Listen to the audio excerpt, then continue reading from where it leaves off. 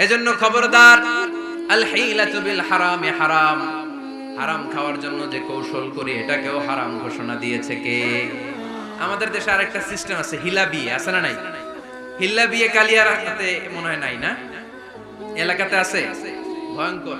আর তালাক আল বাইন আল বাইনুনা যখন হয়ে যায় কমপ্লিটলি ডিভোর্স, কোনো সম্পর্ক নেই, তখন ওই স্ত্রীকে যদি আবার ফিরে আনতে হয়, ইসলামের নিয়ম হচ্ছে আরেক জায়গায় হাত্তা তানকিহা যাওজান গায়রা, আরেক জায়গায় বিয়ে হবে, নরমাল প্রসেসে কোনো কারণে তাদের ডিভোর্স হবে, তখন আগের স্বামী স্ত্রীকে আনতে পারে। এটারে অনেকে কৌশল করে, বিয়ের পরে একজন বুড়া মানুষের সাথে বিয়ে দেয়, সামান্য কিছু টাকা পয়সা দিয়ে এক দুই দিন সংসার করাইয়া ডিভোর্স নিয়ে আবার বিয়ে করা, এরকম আছে না নাই?